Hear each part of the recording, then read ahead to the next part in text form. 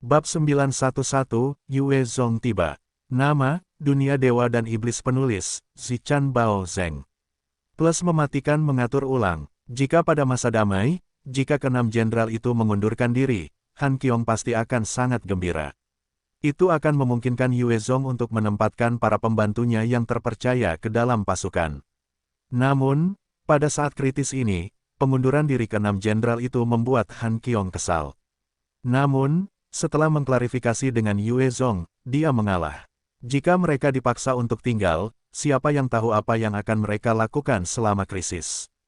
Akan lebih baik membiarkan mereka yang tidak memiliki keinginan untuk bertarung, pergi. Karena kepergian mereka, itu menyebabkan gelombang di antara bawahan mereka, dan banyak komandan yang tidak mau mempertaruhkan nyawa mereka segera mengikuti contoh mereka. Jika itu Wei Mingqing, orang-orang ini tidak akan berani bersikap seberani ini. Namun, karena mereka baru saja berjanji kepada Yue Zong, kesetiaan mereka belum ditetapkan. Yue Zong tidak berdaya, tetapi dia harus membiarkan mereka pergi. Karena kepergian tiba-tiba dari begitu banyak komandan militer, banyak orang di dalam benteng terguncang. Pada saat inilah Han Qiong dengan cepat memasukkan orang-orang yang dibawanya dari kapal perang Storm ke dalam pasukan. Para komandan dari kapal perang Storm ini semuanya adalah budak di masa lalu. Untuk mengubah hidup mereka, mereka telah berjuang sekuat tenaga, tanpa takut mati.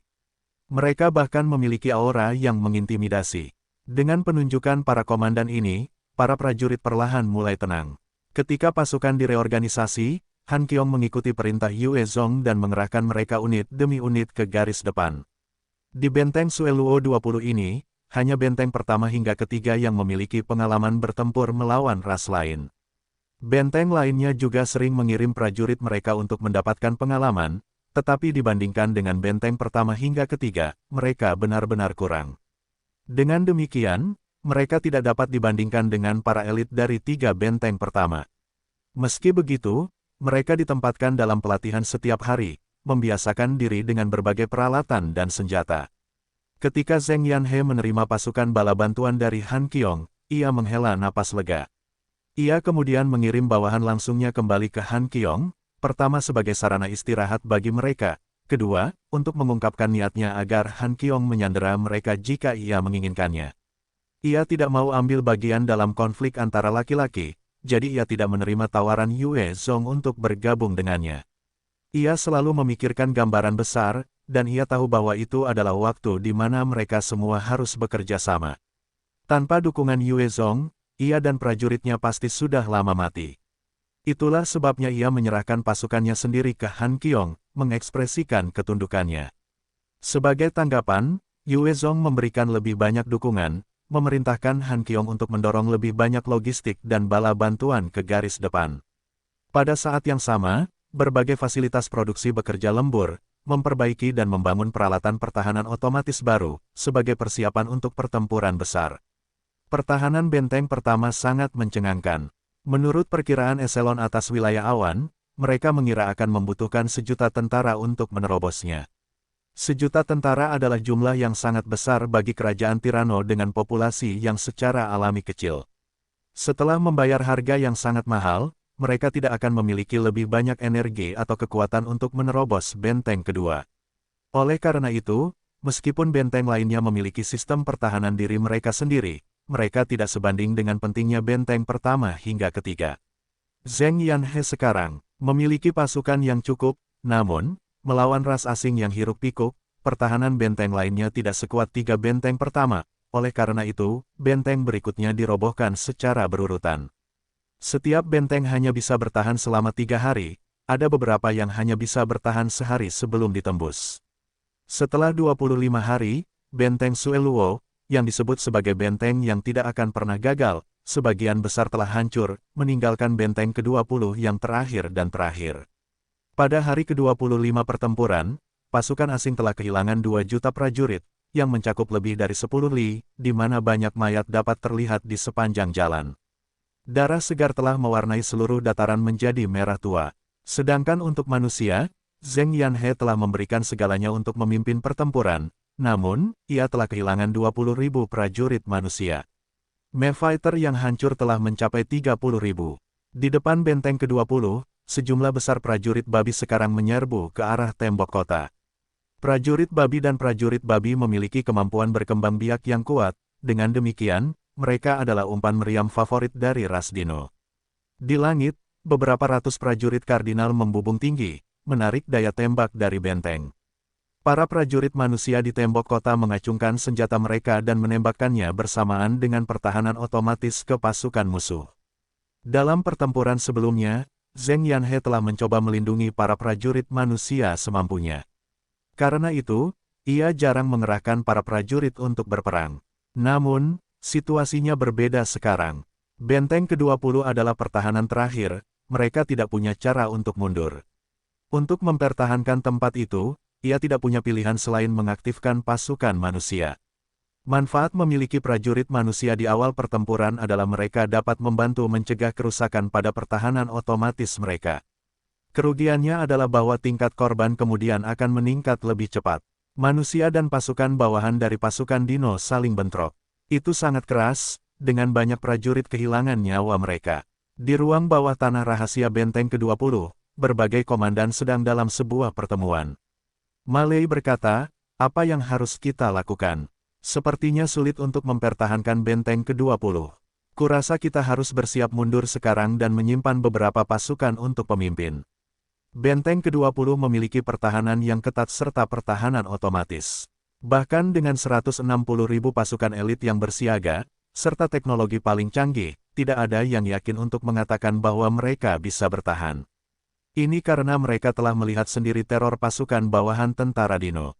Di bawah serangan balik yang tak henti-hentinya oleh para prajurit di 19 benteng terakhir, sudah ada lebih dari 3 juta pasukan musuh yang musnah. Namun, mereka masih datang, seolah-olah mereka tidak ada habisnya. Keganasan pengepungan menyebabkan hawa dingin bahkan di hati yang paling kuat sekalipun. Yang paling melemahkan semangat adalah, selain beberapa momen langka di mana para prajurit dino akan bergerak, untuk sebagian besar serangan ini, tentara dino belum bergerak. Mereka menyaksikan pertempuran itu dengan dingin, dan tekanan semacam itu sungguh membuat putus asa. Wajah Han Qiong berubah dingin, ini sudah menjadi pertahanan terakhir bagi manusia, bagaimana kita bisa mundur? Jika kita mundur, itu berarti membiarkan iblis-iblis itu masuk ke wilayah awan. Itu akan menjadi tempat perburuan bagi mereka di sini. Benteng ke-20 adalah bentuk pertahanan terakhir bagi populasi manusia di wilayah awan. Begitu ini ditembus, seluruh wilayah awan akan terekspos ke musuh. Dalam ratusan tahun, populasi manusia telah membuang banyak sumber daya ke dalam 20 benteng dan pembangunan istana. Berkat investasi inilah 19 benteng dapat membasmi lebih dari 3 juta musuh.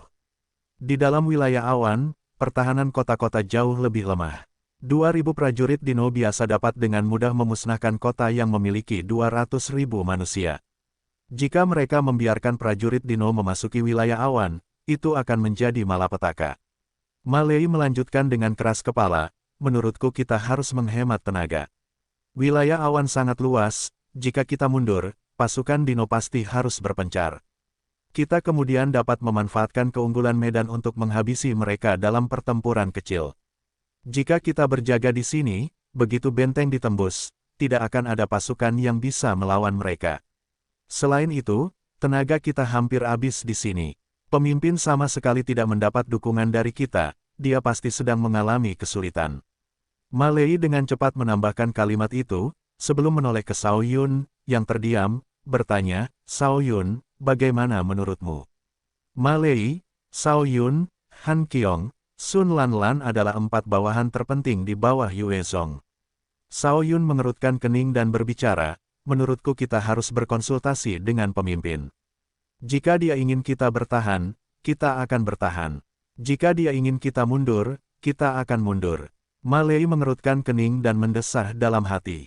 Ia berharap untuk mundur lalu melapor pada Yue Zong. Saat itu, ia berharap bahwa dengan menyimpan beberapa pasukan untuk Yue Zong, ia tidak akan menyalahkannya.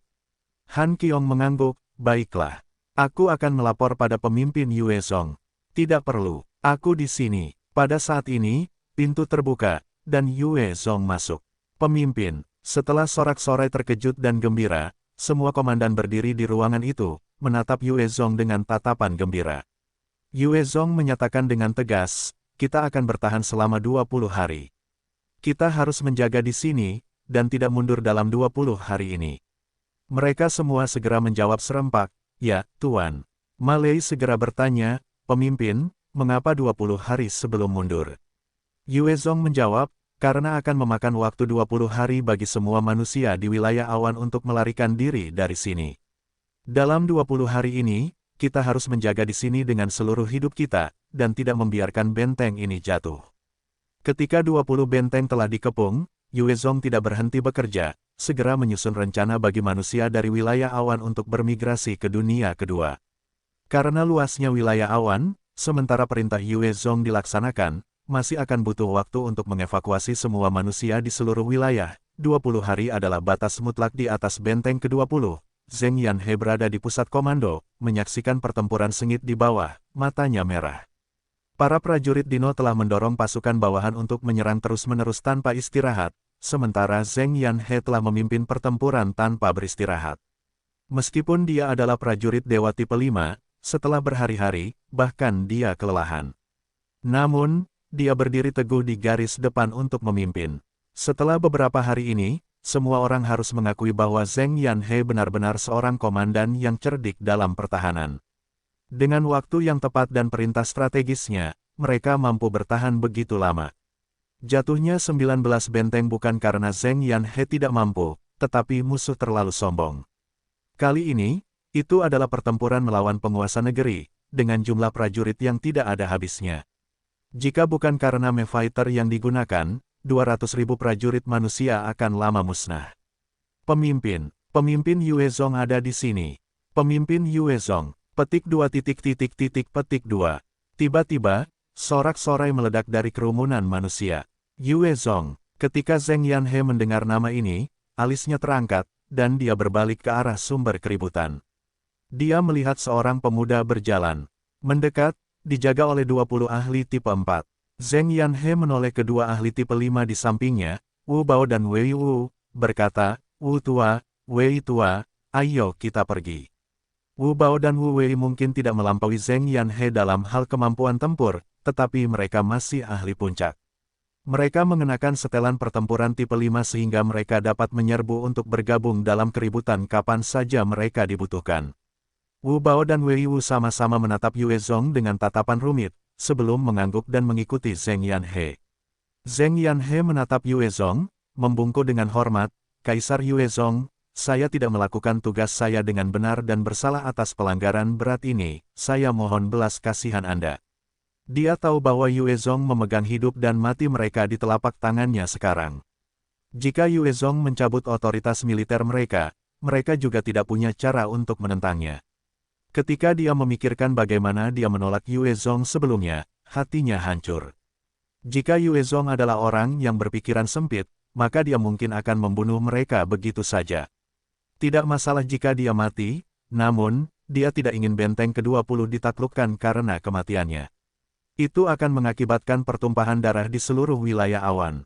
Wu Bao dan Wei Wu juga melangkah maju untuk membungkuk. Wu Bao, Wei Wu, memohon belas kasihan yang mulia.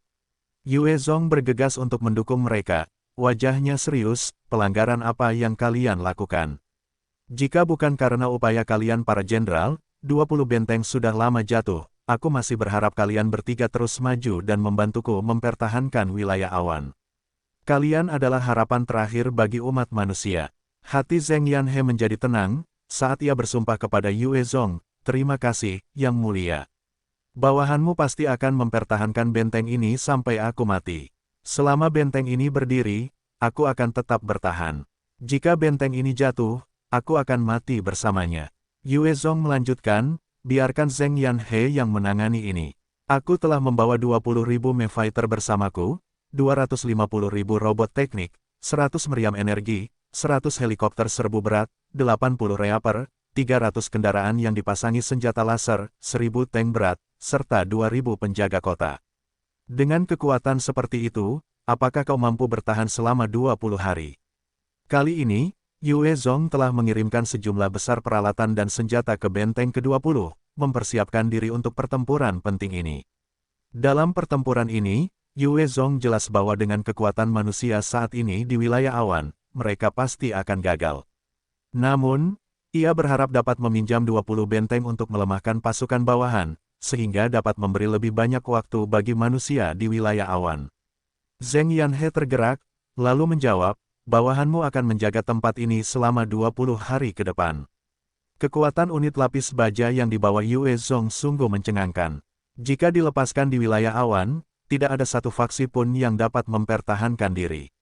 Fakta bahwa Yue Zong mendedikasikan begitu banyak sumber daya untuk pertahanan benteng membuat Zheng Yanhe tergerak. Yue Zong kemudian memberi hormat kepada Zheng Yanhe dan berkata, kalau begitu, aku akan menyerahkan komando kepadamu. Aku akan berada di garis depan sebagai seorang prajurit. Sekarang terserah padamu. Ia tahu bahwa pengalamannya dalam memimpin pasukan tidaklah cukup. Pada saat yang sama, ia tidak begitu paham tentang pertahanan benteng. Karena masalah tersebut menyangkut hidup dan mati lebih dari 180.000 prajurit manusia, ia memilih untuk menyerahkan wewenang tersebut kepada seseorang yang berpengalaman. Ekspresi terkejut dan emosi muncul di mata Zheng Yanhe, yang mulia. Aku tidak akan mengecewakanmu. Wu Bao dan Wei Wu juga memiliki ekspresi emosional. Lagi pula, di masa lalu, para kaisar jarang muncul di medan perang. Namun, Yue Zong sudah menjadi kaisar yang diakui wilayah awan, dia masih bersedia bertarung di garis depan. Ini meningkatkan emosi dan moral mereka. Yue Zong terkekeh, sebelum mengambil meriam elektromagnetiknya dan berjalan keluar. Pemimpin Yue Zong, itu Tuan Yue Zong. Pemimpin Yue Zong akan bergabung dengan kita dalam pertempuran. Yang mulia benar-benar bertarung bersama kita. Petik 2 petik 2. Banyak orang mengetahui identitas dan status Yue Zong, dan seketika, seluruh benteng bersorak-sorai. Moral melonjak tinggi. Dengan Yue Zong secara pribadi memimpin garis depan, itu berarti wilayah awan tidak punya rencana untuk meninggalkan atau menyerah pada mereka.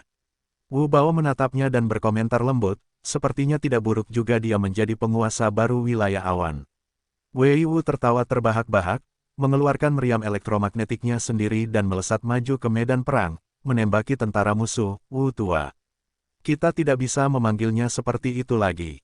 Dia sekarang adalah kaisar. Bertempur untuk kaisar ini benar-benar suatu kehormatan. Suatu kehormatan bagi seluruh wilayah awan.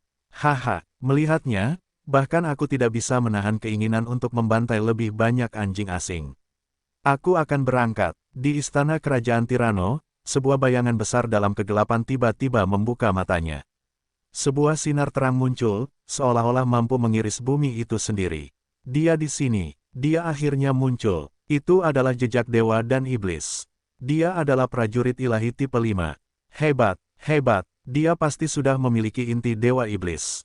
Aku harus membunuhnya. Dia milikku. Begitu aku menyerap kekuatannya, aku bisa menerobos dan menjadi prajurit ilahi tipe 8. Dengan itu, kekuatan dahsyat meledak dari area tersebut. Saat bayangan besar itu bangkit, gelombang kejut menyebar keluar. Di dalam ibu kota, banyak ahli dengan cepat berlutut dan gemetar saat mereka merasakan gelombang kejut tersebut. Di satu sudut, Ratu Tiran tipe tanggal 6 Agustus Si juga terkena gelombang kejut tersebut. Wajahnya menjadi pucat, saat dia sedikit gemetar, seolah-olah dia tidak bisa bergerak, kuat. Apakah itu kekuatan Kaisar Dino tipe 7? Dia benar-benar menakutkan, tekanannya saja sudah cukup untuk menekan 30% kekuatanku. Menakutkan, sebuah suara yang kuat bergema di seluruh kerajaan, sampaikan perintahku. Semua orang harus menyerang benteng. Pada saat berikutnya, ada ledakan keras, saat sebuah lubang besar muncul di istana. Sementara cahaya gelap melesat keluar dari dalam, bergerak menuju kejauhan. Agusi melirik kecepatan bayangan hitam di langit, matanya berkilat iri. Kaisar Dino tipe 7 sudah memiliki kemampuan untuk mengendalikan energi langit dan bumi. Meskipun dia bukan tipe bersayap, dia sudah bisa terbang di udara. Legenda itu tampaknya benar. Begitu kita berevolusi ke alam tipe 7, kita tidak akan terikat dengan daratan. Sebagai Raja Tiran tipe 6, Agusi sudah hampir tak terkalahkan, tidak ada yang bisa menandinginya. Namun, dia punya satu penyesalan, yaitu dia tidak bisa terbang. Setiap kali dia bertemu musuh di udara, dia hanya bisa melihat mereka terbang menjauh. Atas perintah Kaisar Dino tipe 7, mayoritas pasukan Dino mulai melancarkan serangan ke arah benteng Sueluo. Dari langit, Prajurit Dino yang tak terhitung jumlahnya itu seperti semut, berbaris sepanjang lebih dari 100 li, saat mereka menuju benteng. Sebagian besar ras Dino adalah prajurit. Itu hanya masalah seberapa kuat mereka. Sebagian besar Dino warrior laki-laki yang lebih lemah setidaknya berada pada tahap tipe 3, sedangkan yang perempuan mungkin belum tentu lebih kuat, namun mereka menebusnya dengan kekejaman dan keganasan mereka. Karena sifat buas mereka, semua orang adalah pejuang, dan dengan demikian, mereka semua dapat bertarung, dan sepenuhnya menekan umat manusia, mencegah manusia yang berteknologi maju untuk keluar dari wilayah awan. Pada saat yang sama, mereka tidak keberatan dengan kanibalisme di saat kelaparan. Mereka bersedia memakan mayat rekan-rekan mereka. Dengan berbagai pasukan bawahan mereka, ada dukungan ransum, serta makanan dari madu darah. Beginilah cara dukungan back-end mereka jauh lebih solid dibandingkan dengan manusia. Di benteng ke-20, Yue Zong terus-menerus menembaki dengan meriam elektromagnetiknya, dengan mudah meledakkan kepala lebih dari 20 prajurit babi hutan dalam rentang napas. Tiba-tiba, alisnya berkerut, karena dia merasakan krisis yang akan datang. Apa yang terjadi? Mengapa aku merasa seperti sesuatu yang buruk akan terjadi? Dia melihat ke kejauhan, dan tidak dapat mengetahui sumber dari rasa gelisahnya yang meningkat setelah 2 hari. Seluruh area di depan benteng ke-20 dipenuhi dengan mayat-mayat ras asing. Banyak dari prajurit ini bahkan belum dewasa dan sudah terlempar ke medan perang, meninggal dengan menyedihkan di depan benteng. Demi perang ini, lusinan kerajaan Dino telah mengaktifkan pasukan bawahan mereka, melemparkan mereka semua ke dalam pertarungan. Hanya jumlah yang telah mencapai medan perang saja sudah mencapai lebih dari 5 juta. Saat ini, di sepanjang jalan menuju benteng ke-20, ada tumpukan dan tumpukan mayat dan anggota tubuh yang terpotong-potong. 300 binatang mutasi tipe 4, sejumlah besar Pterosaurus, Velociraptor, serta binatang mutasi lainnya melahap mayat-mayat ini. Pasukan bawahan ini adalah ransum bergerak terbaik. Setelah kematian mereka, tidak hanya konsumsi akan turun, darah mereka dapat dikumpulkan untuk menjadi madu darah, sementara mayat mereka dapat menjadi makanan bagi beat mutasi lain di belakang mereka. Ketika para anggota pasukan bawahan melihat pemandangan yang begitu kejam, wajah mereka pucat, tetapi mereka tidak berani mengatakan apapun. Kekuatan mereka terlalu lemah dibandingkan dengan kerajaan Tirano. Lebih jauh lagi, pasukan bawahan ini tidak memiliki teknologi maupun benteng sebagai pertahanan. Jika mereka mengkhianati kerajaan Tirano, hanya ada kematian bagi mereka. Satu raja Tirano tipe 6 saja sudah cukup untuk memusnahkan seluruh ras. Jauh dari benteng, Aguya menatap mayat-mayat prajurit kadal hitam dari sinar laser, tidak ada perubahan ekspresi. Di sampingnya, prajurit kadal hitam lainnya pucat, mata mereka dipenuhi dengan rasa sakit. Mereka adalah pasukan elit, namun, hanya dalam waktu sehari, mereka telah kehilangan 20.000 orang. Di sisi lain, manusia hanya menderita sedikit korban. Namun, Aguya tidak memberikan perintah untuk mundur, dan prajurit kadal hitam tidak berani mengatakan apapun. Aguya menatap benteng ke-20, matanya berkilat panas. Kita telah kehilangan 400.000 prajurit lagi dalam 2 hari ini. Kita masih punya 1,6 juta pasukan. Serangan ini bisa berlanjut selama 8 hari. Saat itu, bala bantuan akan tiba. Pertahanan terakhir manusia ini pasti akan runtuh kali ini. Benteng ke-20 Sueluo telah bertahan dari serangan kerajaan Tirano selama bertahun-tahun. Jika bukan karena mereka, dengan kekuatan kerajaan, semua manusia di wilayah awan akan dibantai. Tiba-tiba, bayangan hitam melesat menembus langit seperti bintang jatuh, mendarat di kamp tentara Dino. Aura yang kuat menyembur keluar, menyelimuti seluruh area. Di bawah tekanan aura yang menakutkan itu, semua orang yang hadir di dalam kamp gemetar. Itu yang mulia, Kaisar Balong. Aguya terkejut, dan segera membawa semua Jenderal Dino kelas menengahnya serta para ahli tipe 5 ke tengah kamp. Kami menyambut yang mulia, Kaisar Balong. Aguya berlutut dengan satu kaki, menyatakan dengan penuh hormat. Kami memberi hormat kepada yang mulia, Kaisar Balong. Semua rakyat juga berlutut, diselimuti oleh tekanan yang luar biasa itu. Mereka bahkan tidak berani mendongak saat menyambutnya dengan rasa takut dan hormat. Kaisar Balong memerintahkan dengan dingin, bangunlah, Aguya. Aku ingin kau mengabaikan segalanya dan menghancurkan benteng ke-20 itu dalam waktu 7 hari. Aguya terkejut saat berseru, Yang mulia, mengapa terburu-buru? Dengan kekuatan kita, kita hanya butuh waktu paling lama sebulan. Kita akan mampu menghancurkan benteng Sueluo. Kita juga tidak akan menderita begitu banyak korban. Jika kita harus mengerahkan semua yang kita miliki dalam waktu 7 hari, kita akan kehilangan banyak pasukan elit kita. Para prajurit Dino memanfaatkan para pengikut sebagai umpan meriam sekaligus sarana untuk menghancurkan pertahanan manusia. Dengan cara seperti ini, mereka tidak akan kehilangan pasukan elit mereka sendiri. Jika mereka harus menghancurkan benteng terakhir dalam 7 hari ke depan, dia harus mengerahkan pasukan elit Dino Warriors. Mereka akan mampu menghancurkan benteng tetapi dengan biaya yang mahal. Apakah kau mempertanyakan perintahku? Mengikuti nada dingin itu, niat membunuh yang kuat meletus dan menyelimuti Aguya, sementara tatapan Kaisar Balong jatuh pada Aguya seperti pedang. Aguya segera menjawab dengan punggungnya berkeringat dingin ketika dia merasakan niat membunuh itu. Tidak. Subjekmu tidak berani. Dino Emperor tipe 7 sangat berbeda dari Dino King tipe 6. Di antara para Dino Warriors, Dino Emperor tipe 7 adalah eksistensi seperti dewa. Jika Kaisar Balong memberi perintah untuk membunuh Aguya di tempat, tidak ada yang akan membelanya. Kaisar Balong berkata dengan dingin, "Bagus. Kau harus memimpin serangan dan menebus dosa-dosamu. Jika kau bisa membawa orang dengan tanda emas itu ke hadapanku, aku akan membantumu menjadi prajurit dewa tipe 7. Setelah ratusan tahun, kau akan menjadi seperti kami." Keringat dingin di belakang Aguya akhirnya berhenti, saat ia menggertakkan giginya untuk menjawab, "Ya." Yang mulia, Aguya sangat jelas, bahwa jika ia gagal melakukannya dalam waktu 7 hari, yang menantinya hanyalah kematian.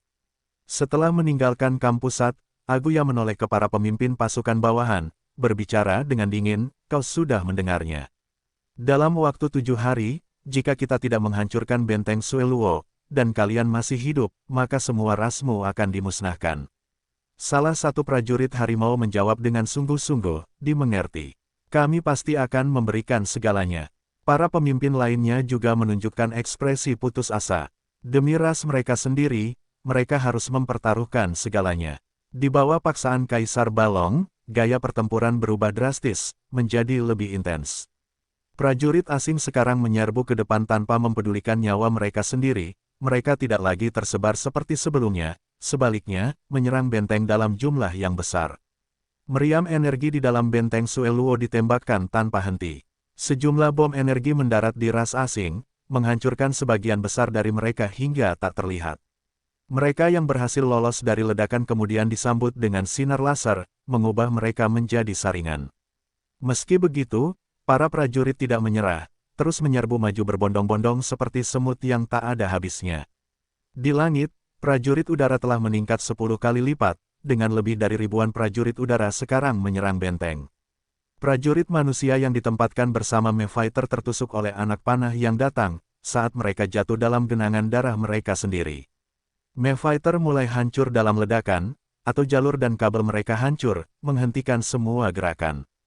Di dalam benteng Sueluo, sejumlah meriam laser anti-udara ditembakkan, menghancurkan ras bersayap di bawah komando Bai. Pada saat semua ini terjadi, semua ahli tipe 4 dan tipe 5 yang telah menunggu waktu mereka tiba-tiba menyerang. Tubuh salah satu pemimpin kadal biru tipe 5 melesat maju. Dengan lambaian tangannya, bila angin yang tak terhitung jumlahnya meledak dari jarak 5 km, mengiris benteng. Karena bila angin tersebut, sejumlah mekanisme pertahanan diri hancur. Seorang prajurit beruang tipe 5 setinggi 6 meter meraung marah, mengangkat batu besar seberat ratusan ton.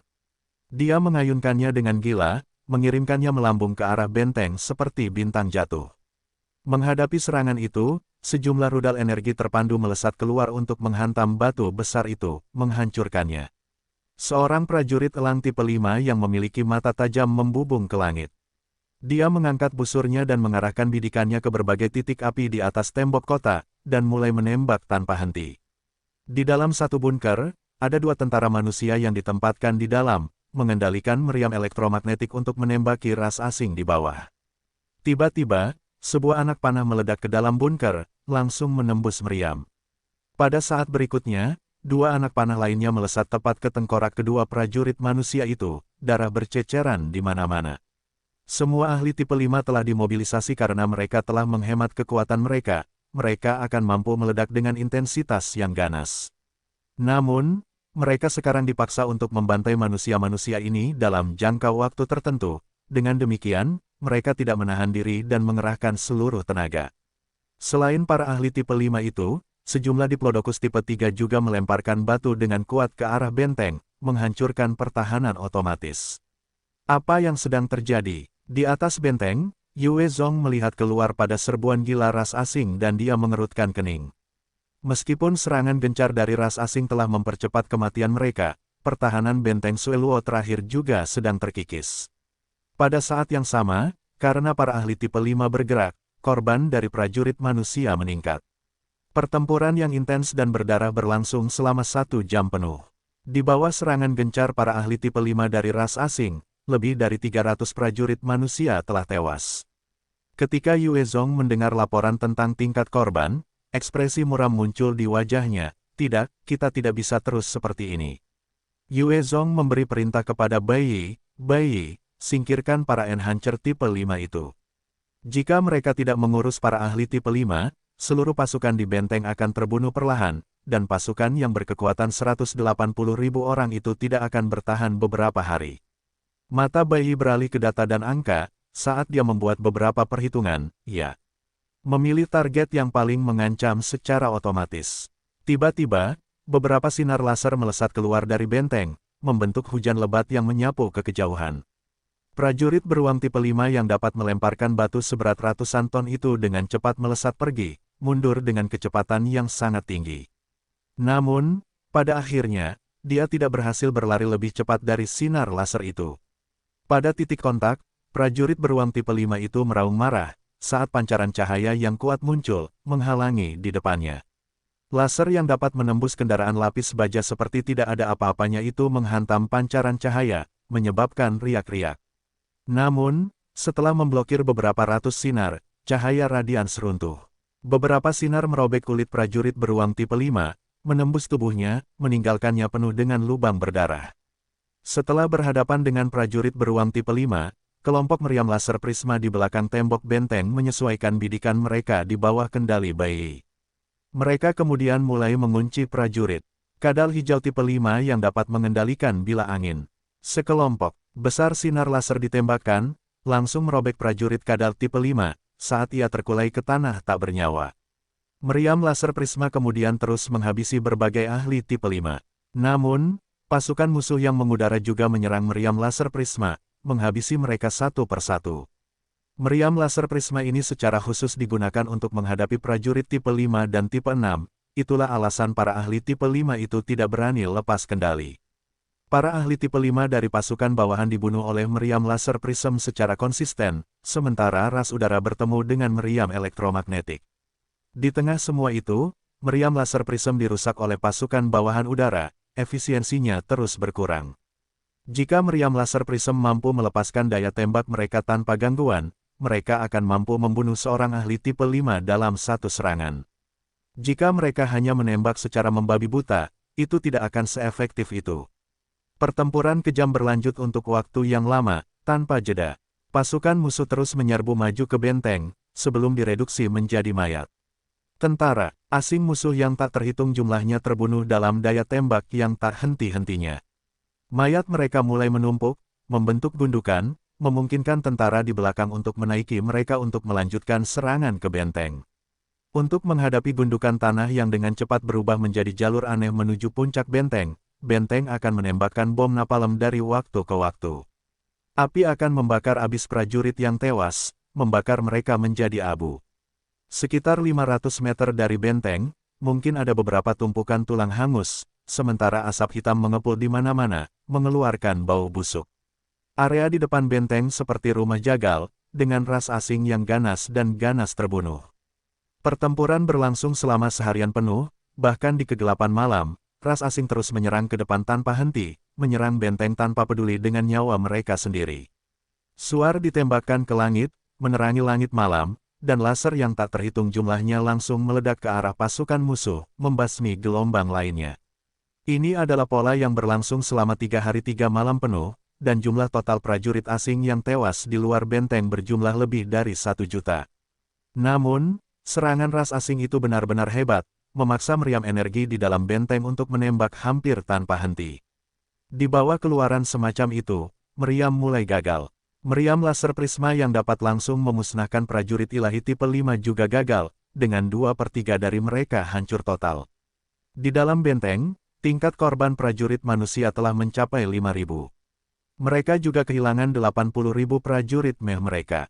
Keesokan paginya, sejumlah prajurit berjalan keluar dari tempat persembunyian mereka dengan wajah kelelahan, sementara prajurit baru mengambil alih mereka. Dalam pertempuran hidup dan mati, mudah untuk melelahkan seseorang. Bahkan prajurit paling elit pun tidak akan mampu bertempur terus-menerus tanpa istirahat. Faktanya, sebagian besar dari mereka tidak memiliki kemiripan dengan diri mereka yang biasa. Mereka tidak hanya lelah secara fisik, mereka juga terkuras secara mental. Mereka di sini, prajurit Dino menyerang. Tiba-tiba, terdengar teriakan alarm. Di atas tembok kota, Yue Zong mengamati para prajurit tirano yang menyerbu ke arah benteng dengan kecepatan suara, alisnya berkerut, para prajurit Dino. Apakah mereka akhirnya mengirimkan pasukan elit mereka? Kali ini, di antara 20.000 prajurit kadal, ada 4.000 prajurit tirano yang ikut serta. Ke-4.000 prajurit tirano itu menyerbu ke depan dengan sekuat tenaga, kecepatan mereka mencapai batas kecepatan suara. Itu seperti 1.000 jet tempur yang melesat ke benteng. Menghadapi para prajurit tirano ini dengan kecepatan yang mengerikan, para prajurit di dalam benteng Sueluo mulai menyerang dengan gila-gilaan. Meskipun ada beberapa prajurit tirano yang terbunuh oleh rentetan sinar laser dan elektromagnetik, lebih dari ribuan dari mereka berhasil melewati dan mendekati tembok. Yue Zong melesat maju, membidik para prajurit tirano dengan meriam elektromagnetiknya. Tembakannya menyebabkan banyak prajurit tirano tipe 4 langsung terbunuh oleh ledakan di kepala mereka. 2.000 pengawal Sueluo dengan setelan pertempuran tipe 3 mereka juga mendekati tembok, menembakkan senjata mereka ke arah prajurit tirano. Banyak senjata pertahanan diri yang masih utuh mengarahkan bidikan mereka ke arah prajurit tirano. Dihantam oleh balok-balok, banyak prajurit tirano yang tertembak hingga berlubang. Namun, kemampuan tempur prajurit tirano ini lebih unggul daripada sebagian besar ahli tipe 4 lainnya. Dengan sekejap tubuh mereka dengan cepat memanjat benteng itu lincah seperti prajurit kadal. Mereka mendatangi pertahanan otomatis dan menghancurkannya dengan tangan kosong. Prajurit tirano ini lebih kuat daripada kebanyakan ras asing lainnya. Saat mereka melompat ke benteng, sebagian besar sistem pertahanan otomatis tidak memiliki peluang. 40 Jenderal Dino kelas rendah dan 10 Jenderal Dino kelas menengah tiba-tiba melompat keluar dari tengah-tengah prajurit tirano, menerobos masuk ke benteng Sueluo. Jenderal tirano ini sangat ganas, saat salah satu dari mereka mendarat di antara pengawal Sueluo, ia langsung menyerang ke dalam kabut mereka, tinju kanannya menghantam kepala mereka. Peng, peng, peng, dengan suara keras tulang retak, kepala pengawal Sueluo itu pecah seperti semangka. Jenderal tirano kelas menengah menebas pasukan ke segala arah, dimanapun bila pedang mereka jatuh, kepala pengawal Sueluo yang tak terhitung jumlahnya akan berguling. Pergilah ke neraka, binatang. Setelah raungan kemarahan, 10 prajurit berdarah besi tipe 4 menyerang ke arah satu Jenderal tirano kelas menengah dengan mata merah. Mata Jenderal tirano kelas menengah bersinar dengan kilatan yang ganas. Tubuhnya menghilang, dan ia muncul kembali di luar pengepungan. Pada saat berikutnya, kepala 10 prajurit berdarah besi tipe 4 terbelah dalam hujan darah, sementara dia bahkan tidak menderita sedikit pun cedera. Menghadapi para Jenderal tirano yang mengerikan ini, lebih banyak meriam laser prisma bangkit dari benteng, menembaki para Jenderal tirano tanpa ampun. Saat sinar laser meledak, sejumlah elit pengawal Sueluo yang terlibat dengan Jenderal tirano semuanya terbunuh bersama. Hanya di bawah tembakan seperti itu yang tidak membedakan teman atau musuh yang dapat dengan cepat mengalahkan Jenderal tirano tipe 5. Di tengah rentetan sinar laser, sosok setinggi 3 meter tiba-tiba bersinar dengan perisai energi gelap. Dia berubah menjadi kilatan cahaya yang menerobos sinar, yang menyebabkan riak di perisainya tetapi tidak benar-benar melukainya. Sosok ini adalah Raja Tiran tipe tanggal 6 Agustusia, yang telah dipaksa ke tepi jurang. Kotak hitam di tangannya adalah teknologi prasejarah dari manusia di masa lalu, yang memungkinkan penggunanya untuk diselimuti perisai energi yang kuat, yang didukung oleh nukleus tipe 6. Dengan harta karun inilah perisai energi tersebut dapat menahan sinar laser. Dalam sekejap, Aguya telah muncul di antara meriam laser prisma. Dia mengeluarkan kapak tulang berukuran 4 meter, dan mulai melepaskan neraka ke peralatan itu. Hancur, hancur. Dengan suara keras kehancuran, banyak meriam laser prisma dihancurkan oleh Aguya. Dia tampaknya tidak menghentikan gerakannya sama sekali, melanjutkan amukannya pada senjata di sekitarnya. Hanya dirinya sendiri setara dengan kekuatan seluruh pasukan. Satu persatu, meriam laser prisma dengan cepat hancur menjadi puing-puing. Kekuatan serangan mereka dengan demikian menjadi lebih lemah, kurang mengancam bagi Aguya seiring berjalannya waktu. Di benteng, senjata otomatis yang tak terhitung jumlahnya muncul, membidik Aguya di bawah kendali Bai Yi. Aguya terus menimbulkan kekacauan di antara meriam laser prisma. Saat ia mengamuk, dari waktu ke waktu, akan ada sinar laser dan elektromagnetik yang melesat ke arahnya, hanya untuk diblokir oleh lapisan perisai energi hitam itu. Di benteng Sueluo ini, Aguya adalah pasukan satu orang, yang tampaknya tak terkalahkan. Banyak Mefighter datang untuk memblokirnya di bawah kendali Bai Yi, hanya untuk dihancurkan berkeping-keping. Di dalam pusat komando, hati Zheng Yanhe menjadi dingin. Dia adalah Jenderal Dino kelas tinggi tipe 6. Mendengar ini, semua orang di dalam pusat menjadi pucat. Jenderal Dino tipe 5 sudah menjadi eksistensi yang tak terkalahkan dalam pertempuran jarak dekat. Oleh karena itu, kemunculan Jenderal Dino tipe 6 setara dengan malapetaka. Benteng pertama telah ditembus oleh Jenderal Dino tipe 6 sebelumnya. Pada saat itu, seluruh benteng pertama telah diledakkan, menyebabkan semua orang di dalamnya mati, baru kemudian mereka dapat melenyapkan Jenderal Dino tipe 6 itu. Benteng Sueluo terakhir adalah satu-satunya pertahanan yang berdiri di antara musuh dan wilayah awan. Begitu benteng itu hancur, wilayah awan akan terekspos. Zheng Yanhe menoleh ke 20 prajurit berdarah besi di belakangnya yang mengenakan setelan perang tipe 5, dan membungkuk dalam-dalam, "Sekarang, aku hanya bisa mengandalkan kalian, Jenderal Lin Lai.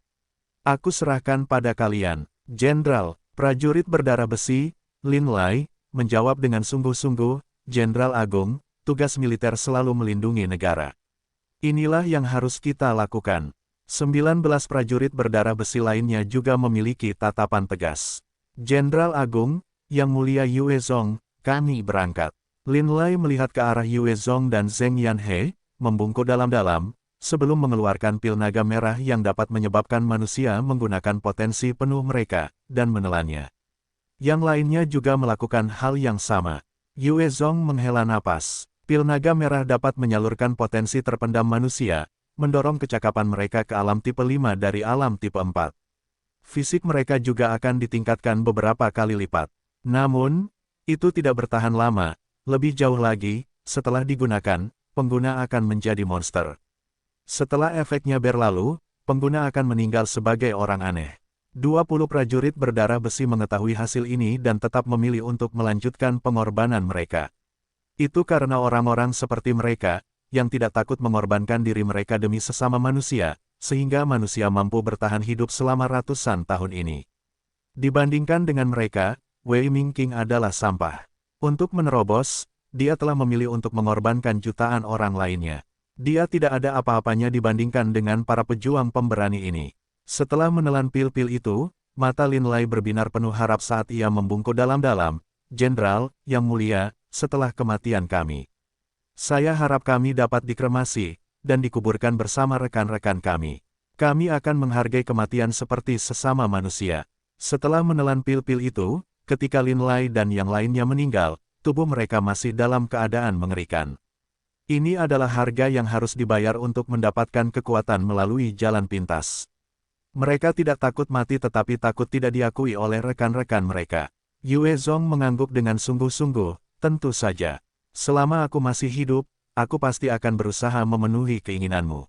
Lin Lai menatap Yue Zong dengan rasa terima kasih dan dengan cepat memimpin 19 rekannya ke tembok kota. "Terima kasih, Yang Mulia." Pada saat mereka mencapai tembok, 20 dari mereka telah berubah menjadi orang aneh setinggi 3 meter, urat-urat mereka menonjol dan taring keluar dari mulut mereka. Tubuh mereka ditutupi sisik, dan kuku mereka telah berubah menjadi cakar. Yue Zong menatap mereka, matanya berkilat dengan tatapan rumit. Dia berbalik dan menghilang dari lokasinya. "Bunuh dia!" Lin Lai meraung marah, menunjuk Aguya di kejauhan. Setelan pertempuran tipe 5 bersinar, dan semua kekuatan berkumpul di tubuhnya. memungkinkannya untuk melangkah setengah langkah ke alam tipe 6. Bunuh, bunuh, bunuh. 19 prajurit berdarah besi lainnya meraung sebagai tanggapan, mata mereka berkilat dengan haus darah. Mereka berubah menjadi sinar cahaya yang melesat ke arah tipe tanggal 6 Agustus ya. Retak, tepat saat Aguya menghancurkan meriam laser prisma terakhir, kotak hitam di tangannya juga retak dan hancur. Inti tipe 6 yang berharga masih utuh. Karena masalah dengan produksi, kotak hitam tidak dapat sepenuhnya menyerap kekuatan inti tipe 6. Setiap harta pertahanan memiliki keterbatasannya sendiri. Kotak hitam di tangan Aguya tidak berbeda, setelah menyerap begitu banyak serangan, akhirnya hancur. Sudah mencapai batasnya, lupakan saja, aku sudah berurusan dengan meriam laser prism. Sekarang, biarkan aku meluangkan waktuku dengan benteng ini. Aguya mengamati kotak hitam itu, sebelum menyimpan nukleus tipe 6. Dia mengamati 20 prajurit manusia yang menyerangnya, memperlihatkan senyum buas, sekelompok orang bodoh, di sini untuk mencari kematian. Dengan ketukan kakinya, Aguya menghilang dari lokasinya. Dia kemudian muncul tepat di depan seorang prajurit berdarah besi.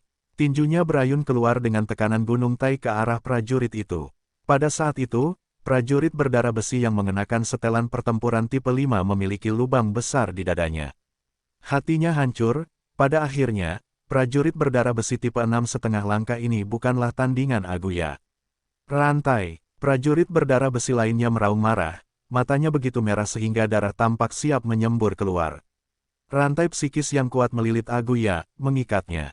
Tenggelam, prajurit berdarah besi lainnya berteriak marah, pada saat itu, dia dan Aguya merasakan gravitasi meningkat 100 kali lipat, memaksa mereka berdua jatuh. Setelah merantai Aguya, 8 prajurit berdarah besi menyerbu maju dengan tombak perang mereka. Mereka menyerang dengan gila-gilaan, dan serangan itu cukup untuk melukai seorang ahli tipe 6 dengan parah. Ini adalah serangan yang mereka lakukan dengan sekuat tenaga. Seorang ahli tipe 6 awal akan langsung terbunuh.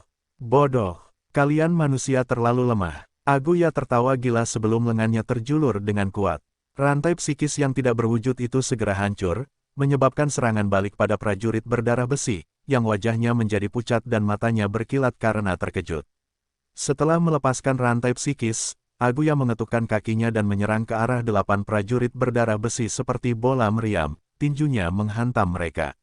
Dalam sekejap, tubuh prajurit berdarah besi hancur berkeping-keping. Bagaimanapun, Aguya adalah ahli tipe 6 puncak, bahkan beberapa prajurit ilahi tipe 7 yang tidak kuat dalam pertarungan jarak dekat mungkin akan terkoyak olehnya. Sedangkan untuk prajurit berdarah besi manusia ini, tidak peduli seberapa banyak peningkatan yang mereka dapatkan, itu masih jauh dari cukup.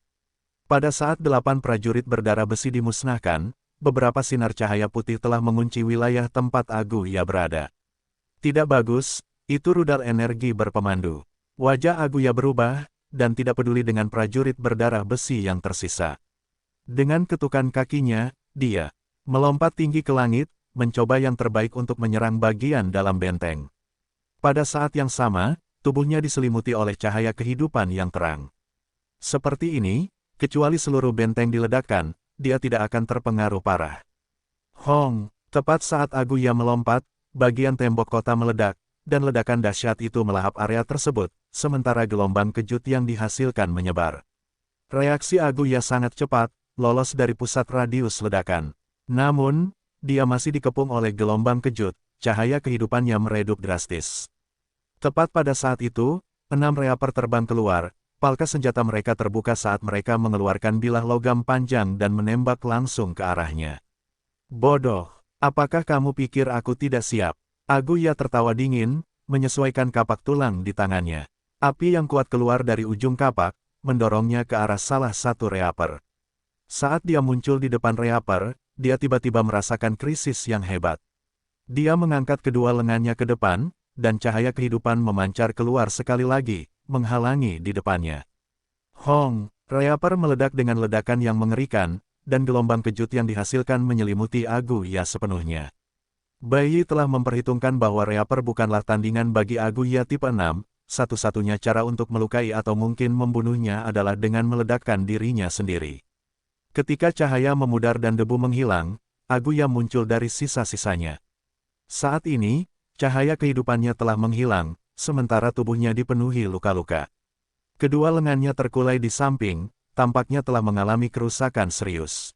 Ada tetesan darah di sudut mulutnya. Dia berdiri di udara, berteriak dengan marah, "Kalian berani melukaiku. Aku akan membunuh kalian semua. Aku akan membunuh kalian semua." Pada saat ini, sinar elektromagnetik melesat tiba-tiba. Dia tidak dapat membela diri pada saat itu, dan sinar itu menghantam bahu kanannya, membuat lubang berdarah besar. Tubuh Aguya gemetar, kapak di tangannya meledak dalam api sekali lagi, mengirimnya ke tanah. Di udara, gerakan Aguya sepenuhnya bergantung pada kapak tulang di tangannya. Kecepatannya tidak bisa cepat, namun, di tanah, ia akan mampu melesat dengan kecepatan yang luar biasa. Tepat saat kapak itu melepaskan sinar api, beberapa sinar elektromagnetik melesat keluar dari bawah menghadapi serangan yang tak terhitung jumlahnya dari bawah. Tangan kiri Aguya terulur dan menyatukan cahaya kehidupan di depannya. Saat sinar itu mengenai perisai, sinar itu menimbulkan riak tetapi akhirnya tidak dapat menembusnya. Seorang prajurit ilahi tipe 6 akan mampu mengendalikan cahaya kehidupan dengan bebas dalam segala macam situasi pertempuran. Sinar elektromagnetik juga tidak berada pada level yang dapat melukainya. Senjata otomatis yang menekan tentara asing di luar tembok sekarang memfokuskan tembakan pada Aguya di bawah kendali Bai Yi, meledakkannya dengan sekuat tenaga. Setelah dengan kuat menahan entah berapa banyak serangan, Aguya akhirnya mendarat di tanah dengan wajah pucat, memuntahkan seteguk besar darah. Cahaya kehidupan di sekitar tangan kirinya telah runtuh. Ketika cahaya kehidupan di tangan kiri Aguya berkedip, Yue Zong muncul di belakangnya tanpa suara dengan bantuan siluman Orde Ketiga. Dia mengirim pukulan kuat ke tubuh Aguya, yang diperkuat oleh Dark Doki. Tubuh Aguya sangat kuat, bahkan lebih kuat dari logam paduan. Di bawah hantaman itu, dia terlempar seperti guntur. Namun, reaksinya sangat cepat, saat ekornya berayun ke atas dengan kecepatan kilat dan menghantam Yue Zong hanya dalam waktu sepersekian detik setelah menerima hantaman Yue Zong. Retak, sebuah lubang besar muncul di setelan pertempuran tipe 5 pada Yue Zong, kekuatan yang sangat besar. Menyebabkan beberapa tulangnya patah. Dia juga terlempar puluhan meter sambil memuntahkan seteguk darah. Dari jauh, sejumlah kendaraan yang dipasangi laser dengan cepat menyesuaikan bidikan mereka dan menembaki Aguya. Aguya juga memuntahkan darah, pancaran kehidupannya bersinar di depannya, dengan kuat menghalangi sinar itu. Kekuatan hidup seorang ahli tipe 6 benar-benar melimpah, dalam rentang waktu yang singkat, sulit bagi sinar elektromagnetik untuk menembusnya. Jika itu adalah ahli tipe 5 manapun, mereka mungkin dapat memanggil pancaran kehidupan untuk menghalangi, tetapi itu hanya akan efektif untuk sementara waktu. Begitu cahaya kehidupan berhasil menembusnya, mereka akan tertusuk oleh sinar-sinar itu. Yue Zong menghantam dinding dengan keras, memuntahkan seteguk darah lagi. Organ-organnya tersentak, karena rasa sakit yang hebat hampir membuatnya pingsan. Jika bukan karena tubuh baja tingkat ketiga, serangan sebelumnya dari Aguya bisa saja menghancurkannya menjadi dua. Dia menggigit lidahnya dengan keras, dan rasa sakit itu membuatnya tetap terjaga. Dia melihat cahaya kehidupan menyelimuti tangan kanan Aguya. Menyalurkan api iblisnya sendiri, sebuah anak panah merah tua yang kuat menyatu, dan melesat di udara seketika, menghantam cahaya kehidupan. Saat api iblis meledak, cahaya kehidupan itu menembus dan mulai terbakar habis. Pada saat itu runtuh, api iblis itu meninju dan menyelimuti Aguya. Ah! Aguya langsung menjerit kesakitan, meronta-ronta dengan keras, namun ia tidak langsung mati. Sinar elektromagnetik dan sinar laser terus menghantam tubuhnya, mengakibatkan banyak lubang. Dengan kilatan terang, tubuhnya segera berubah menjadi abu di bawah kobaran api iblis yang hebat.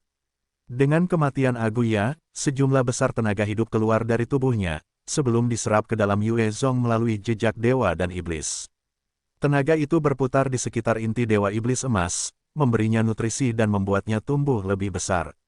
Beberapa energi emas muda mengalir keluar dari inti, menyebar melalui 4 anggota tubuhnya, memperkuat tubuhnya. Selamat, tubuh baja Anda telah mencapai orde keempat.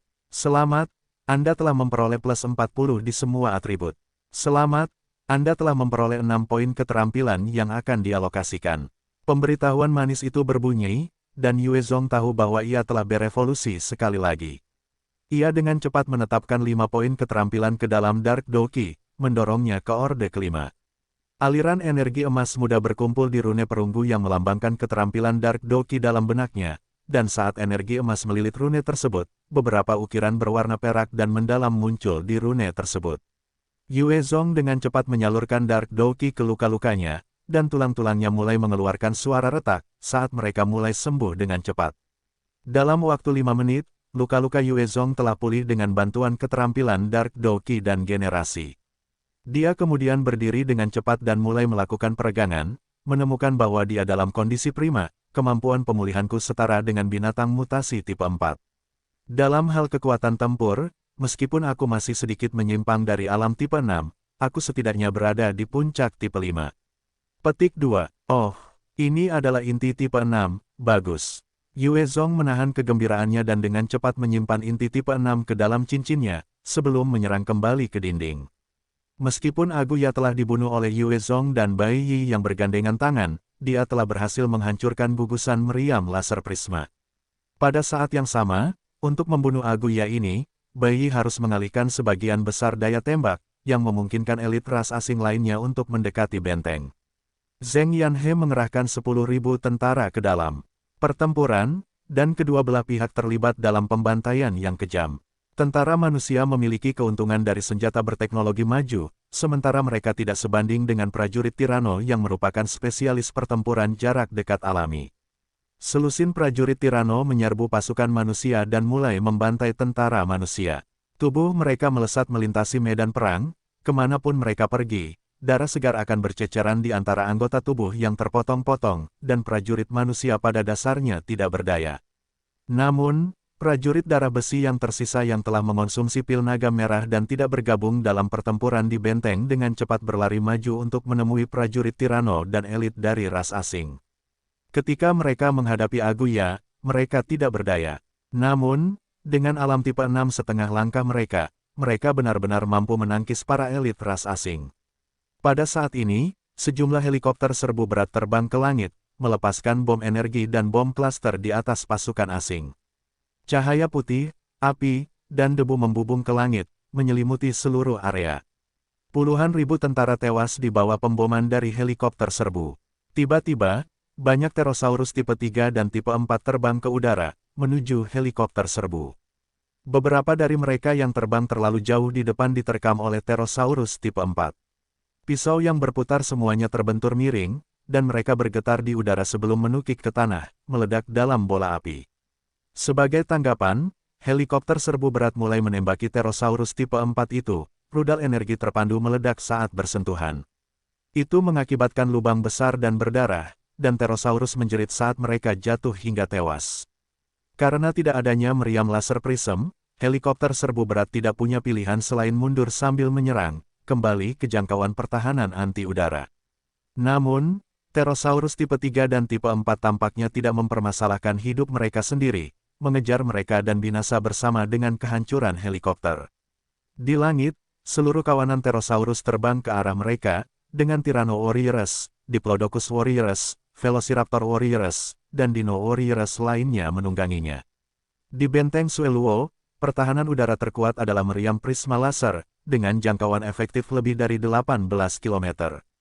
Jika mereka masih ada, pasukan musuh yang mengudara tidak akan mudah.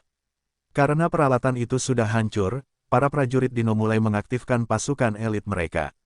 Menghadapi serangan helikopter yang gila-gilaan, pasukan Yue Zong tidak terlalu peduli untuk menyimpan kekuatan mereka dan mengerahkan semua yang mereka miliki dalam pertempuran.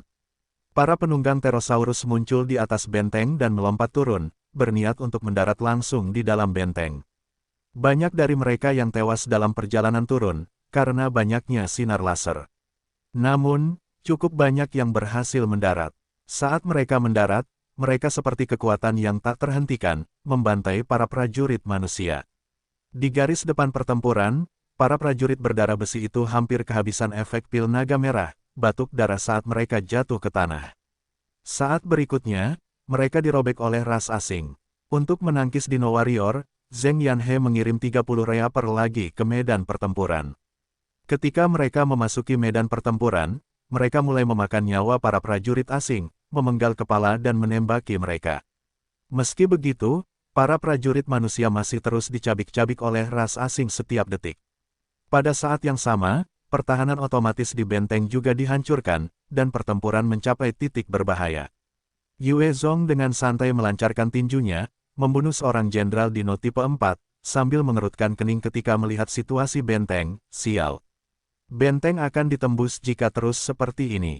Jauh di dalam Camp Dino Army, Kaisar tipe 7 Balong memandang ke kejauhan sambil diselimuti lapisan energi gelap. Dia dengan dingin memerintahkan, Kong Liang Jin, Kong Sun Zhu, bawa pasukanmu untuk menyerang juga. Kita harus menghancurkan benteng itu. Ya, dua jenderal dino kelas tinggi tipe 6 berdiri dan memberi hormat dengan hormat, sebelum berjalan keluar. Segera, dua unit melesat keluar dari camp dengan cepat. Satu unit terdiri dari prajurit Diplodocus yang tinggi dan besar dengan tinggi sekitar 7 atau 8 meter. Yang lain memiliki prajurit Velociraptor yang lebih kecil dengan tinggi sekitar 1,67 meter. Di dua unit ini, yang terlemah adalah jenderal dino kelas rendah, dan mereka dianggap sebagai yang paling elit di antara kerajaan Diplodocus dan kerajaan Velociraptor. Di antara mereka, ada 60 dino general kelas menengah tipe 5 yang langka, sedangkan dino general kelas rendah berjumlah 3.000. Di lapangan, mereka dapat dengan mudah memusnahkan unit berkekuatan 300.000 dari ras lain. Dua unit yang mengerikan ini sebagian besar terdiri dari para ahli tipe 4, kecepatan mereka sudah melampaui penghalang suara. Mereka berhasil melewati pasukan bawahan dan langsung menuju benteng. Setiap dino general kelas rendah mampu membantai lebih dari ratusan tentara manusia dalam pertempuran jarak dekat. Oleh karena itu, mereka tidak takut saat mereka menyerbu medan perang. Meriam energi di benteng terus menembak terus-menerus, tetapi karena jeda antara laju tembakan, setelah membayar harga beberapa korban, mereka berhasil menembus garis pertahanan meriam.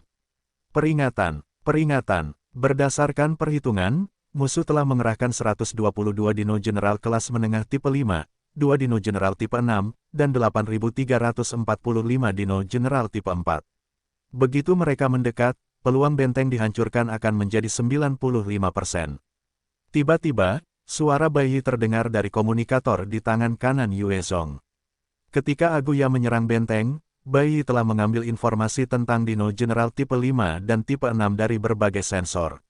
Karena kekhawatiran Yue Zong tentang serangan lain oleh seorang ahli tipe 6, sebagian besar sensor biologis telah diaktifkan, dan informasi mengalir ke bayi terus-menerus, memungkinkannya untuk melakukan pembaruan langsung dan perhitungan. Ketika mereka mendengar laporan itu, semua orang di dalam pusat komando menjadi pucat. Mereka baru saja menyaksikan sendiri teror seorang ahli tipe 6 beberapa saat yang lalu. Aguya berhasil menghancurkan prajurit berdarah besi yang mengenakan setelan perang tipe 5 dan mengonsumsi pil naga merah. Ia bahkan berhasil menghancurkan meriam laser prisma yang dapat menghancurkan para ahli tipe 5. Sekarang, dua orang sedang dalam perjalanan, dengan pertahanan benteng Sueluo saat ini, mustahil untuk menahan serangan seperti itu.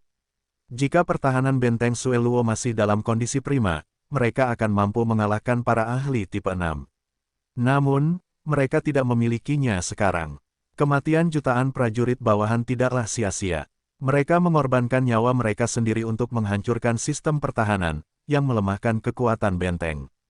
Pada saat pertahanan berada pada titik terlemah, para ahli tipe 6 memilih untuk bertindak. Wajah Zheng Yanhe sedikit berubah.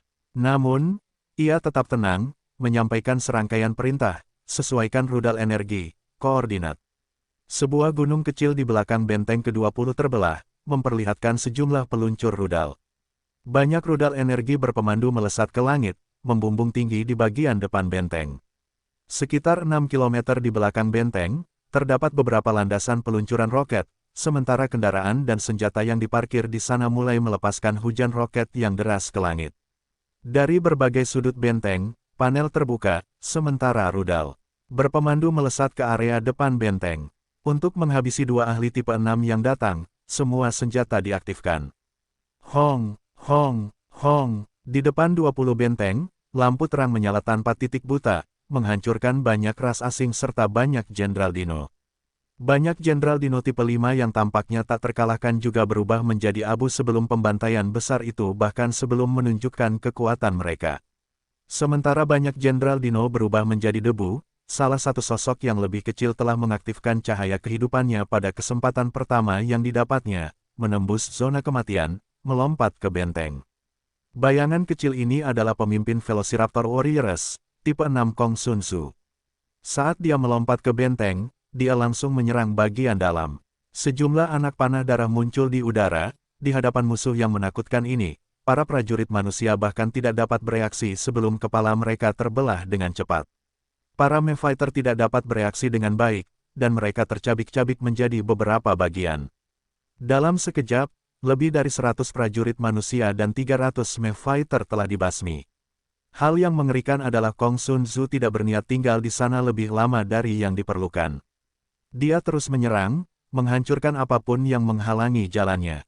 Melihat mimpi buruk ini di depan mereka, semua orang di dalam pusat komando merasakan hawa dingin di hati mereka.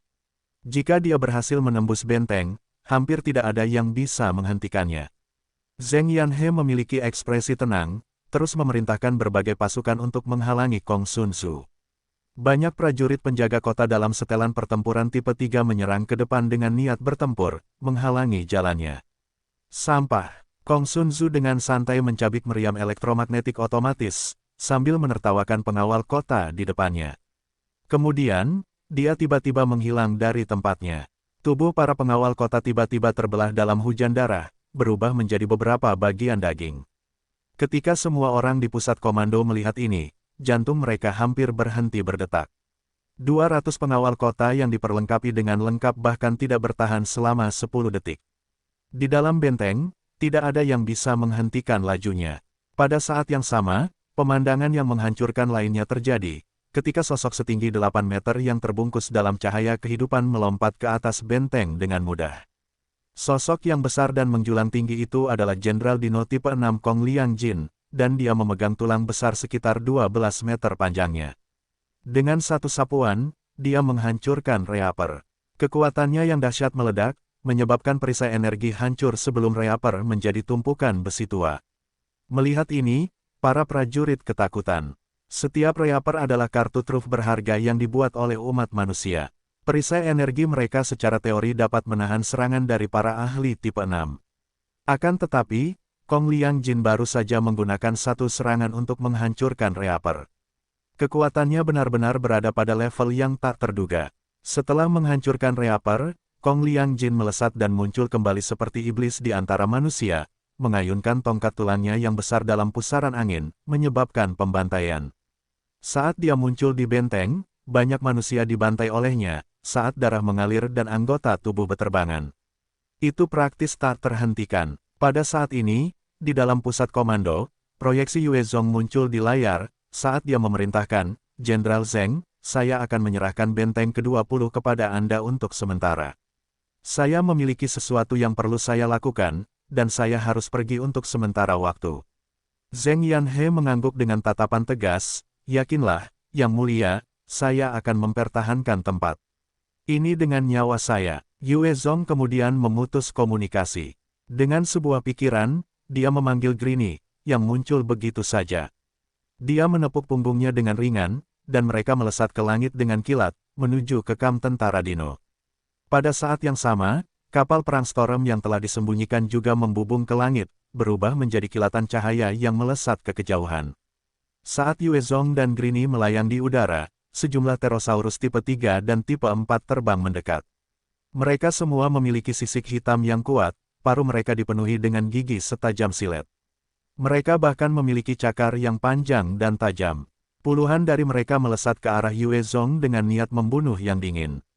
Mata Yue Zong menyipit dan mulai menembakkan meriam elektromagnetiknya tanpa henti. Dengan manipulasi senjata api Orde ketiga, sinar itu menembus kepala Pterosaurus, menyebabkan mayat mereka jatuh ke tanah. Itu dia, dia akhirnya keluar dari benteng. Hahaha, di dalam perkemahan, ekspresi kegembiraan melintas di mata Kaisar tipe 7 Balong, yang tubuhnya diselimuti energi gelap. Dia berubah menjadi seberkas cahaya saat dia melesat ke arah Yue Zong di langit. Yue Zong tiba-tiba merasakan bahaya yang mengerikan. Ia menoleh ke sumbernya, hanya untuk menemukan sosok mengerikan yang terbungkus energi hitam melesat ke arahnya. Yue Zong mengamati sosok itu dan merasakan rasa takut dan tak berdaya.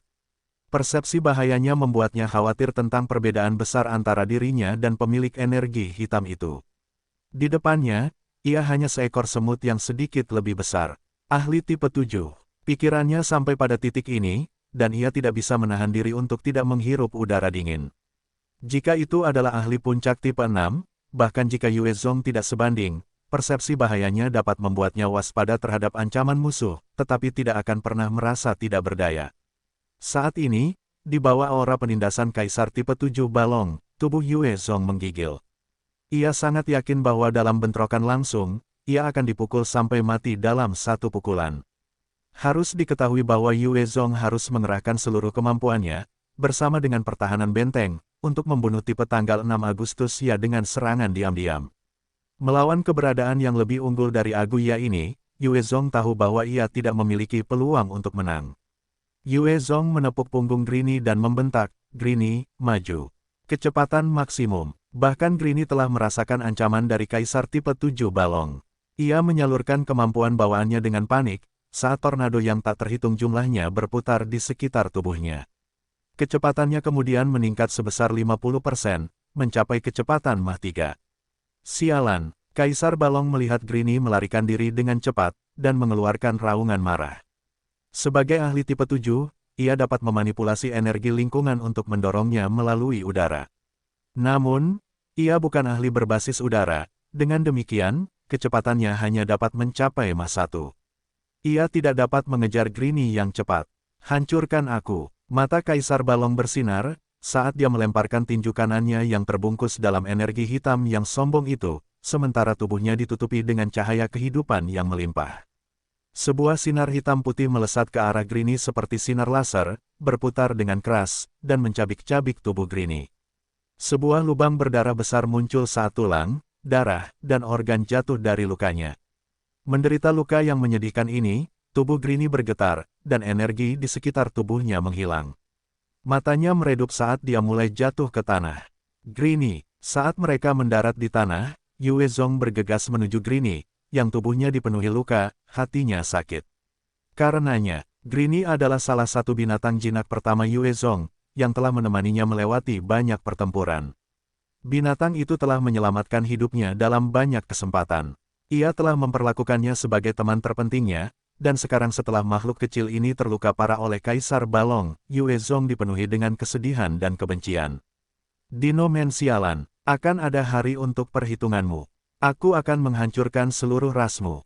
Yue Zong menahan rasa sakit di hatinya, saat ia melirik Grini, sebelum mengaktifkan Dark Doki dan siluman tingkat ketiga. Ia kemudian berlari menuju hutan. Saat ini, Grini masih belum mati. Namun, jika Yue Zong tetap tinggal, maka mereka berdua pasti akan mati. Prajurit ilahi tipe 7 terlalu kuat. Yue Zong tidak punya cara untuk menghadapinya bahkan dengan menggunakan semua kartu trufnya. Yue Zong belum pergi selama lebih dari 10 detik ketika sosok hitam itu melesat di atas kepalanya. Sosok itu bahkan tidak melirik Grini sedikit pun. Kaisar Balong telah membantai banyak binatang mutasi, banyak dari mereka adalah tipe 5. Hanya mereka yang berada di alam tipe 6 dan tipe 7 yang akan membuatnya ragu. Binatang mutasi tipe 4 praktis adalah semut baginya. Yue Zong berlari menembus hutan, diberdayakan oleh Dark Doki. Kecepatannya telah mencapai batas 2,5 mach. Udara dan angin di sekitarnya seperti bilah yang memotong kulitnya. Jika bukan karena daya tahannya yang kuat, dia tidak mungkin bisa bepergian seperti ini untuk waktu yang lama. Pada kecepatan itu, staminanya juga berkurang pada tingkat yang drastis. Dia paling lama bisa bertahan selama 5 menit lagi. Saat dia berlari, jantungnya berdebar kencang. Dia tahu bahwa entitas berbahaya itu mendekatinya. Di tanah, bahkan jika kecepatannya 2,5 mach, dia tidak bisa berlari lebih cepat dari Kaisar Balong tipe 7. Suara tegas dan sombong dari Kaisar Dino bergema, "Manusia, menyerahlah sekarang dan serahkan jejak dewa dan iblis kepadaku dengan patuh dan aku akan mengampuni nyawamu, menjadikanmu pemimpin negara." Yue Zong tetap diam, menarik napas dalam-dalam, dan menyerbu ke depan tanpa bermaksud menghiraukan kata-katanya. Selama dia berbicara, dia akan mengungkapkan lokasinya, dan kecepatannya akan berkurang. Pada saat kritis ini, bahkan memperlambat sedikit saja akan berarti kematian. Setelah 1 detik, Yue Zong melihat ke langit dengan gembira, memperhatikan kapal perang badai yang seperti benteng itu membumbung tinggi di sini. Mengaktifkan armor yang menyelimuti tulangnya, karapas tulang itu menyelimutinya. Dengan sebuah pikiran, dua paku tulang yang tajam mengirimnya ke langit, menuju kapal perang badai. Kaisar Balong mengangkat kepalanya dan mengenali kapal perang badai itu. Pupil matanya menyempit, saat ia melesat ke arahnya, ini adalah kapal perang Storm. Salah satu senjata perang terakhir umat manusia. Barang antik ini masih ada. Sepertinya tidak memiliki cukup energi. Biarkan aku menghancurkan senjata ini sendiri. Kapal perang badai adalah senjata peninggalan dari perang antara manusia dan ras dino. Pada puncaknya, bahkan para ahli tipe 7 akan binasa karena serangannya. Namun, kapal itu membutuhkan sejumlah besar energi. Setiap kali bertempur, kapal itu akan membutuhkan inti binatang mutasi tipe 6 dan bahkan tipe 7. Kapal itu tidak dapat bertahan lama dalam pertempuran dan pada akhirnya, banyak dari mereka telah dihancurkan oleh para ahli tipe 7 saat itu. Kaisar Balong melihat saat Yue Zong naik ke kapal perang, matanya bersinar dengan cahaya dingin. Dia kemudian menyalurkan energi hitam melalui tangan kanannya dan mengirim pukulan ke arah kapal perang. Sebuah tinju hitam merobek langit, meledak ke arah Yue Zong. Yue Zong tidak memiliki cara untuk menghindarinya, dan hanya dapat menyalurkan Dark Doki untuk membungkus dirinya sendiri. Dia membalikkan tangannya dan perisai besar dan perisai energi lainnya muncul, menghalangi di depannya. Ketika sinar hitam menghantam perisai energi, perisai itu hancur seketika. Kemudian, sinar itu mengenai perisai besar itu, juga menghancurkannya. Akhirnya, setelah kehilangan sebagian momentumnya, sinar itu menghantam Yue Zong, membuatnya melesat ke arah kapal perang, meninggalkannya dengan lebih banyak tulang patah. Untungnya aku sudah berevolusi. Kalau tidak, aku pasti sudah mati karena serangan itu. Yue Zong merasakan sakit yang tajam di dadanya, saat dia batuk sekali. Sejumlah besar darah keluar, bercampur dengan beberapa bagian organnya, dan dia berpikir dalam hati. Jika itu dia sebelum melawan Aguya, serangan tunggal itu bisa membunuhnya. Karena dia berevolusi dan Dark Doki-nya telah diperkuat, itu telah menyelamatkan hidupnya, mencegahnya menjadi pasta daging. Serang, lindungi pemimpin. Banyak prajurit Yue Zong di atas kapal dengan cepat bergabung dalam keributan. Mereka mengeluarkan senjata laser dan meriam elektromagnetik dan menembaki Kaisar Balong dengan liar. Ketika serangan itu mengenai tubuh Kaisar Balong, mereka tersebar tanpa banyak efek. Pada saat yang sama, lebih dari 1000 elit bersayap terbang keluar, mengeluarkan busur dan anak panah mereka dan menembaki Kaisar Balong. Enyahlah. Kaisar Balong menatap dingin para elit bersayap dan menarik napas dalam-dalam sebelum menyala keras. Gelombang suara tirani meledak keluar, dan ribuan elit bersayap yang lebih rendah dari alam-alam ilahi tipe 3 berdarah dari lubang-lubang mereka dan mati. Sisanya yang lebih beruntung merasakan gendang telinga mereka pecah dan sakit kepala yang hebat. Ribuan elit bersayap mulai jatuh dari udara dari satu raungan yang dipancarkan oleh Kaisar Balong. Di dalam kapal perang badai, meskipun memiliki bahan kedap suara yang kuat, ratusan prajurit manusia masih terpengaruh oleh getaran yang disebabkan oleh raungan itu. Mereka juga berdarah dari lubang-lubang mereka dan mati. Bai, cepat aktifkan sistem pertahanan. Yue Zong menyerbu melalui kapal perang dan tiba di depan panel komputer tempat sebuah kompartemen muncul. Dia dengan cepat meletakkan 2 inti binatang mutasi tipe 6 yang berharga serta 10 inti tipe 5, berteriak dengan cemas. Saat Kaisar Balong dibiarkan mengamuk melalui kapal perang ini, ratusan ribu nyawa di kapal perang ini akan dikorbankan. Begitulah mengerikannya seorang ahli tipe 7, mereka mirip dengan bencana. Mengerti, sistem diaktifkan, pemindahan energi sedang berlangsung. Mendeteksi sistem pertahanan, kemajuan pada 83,3%. Izin diberikan, pemindahan energi selesai, pertahanan diaktifkan. Petik 2.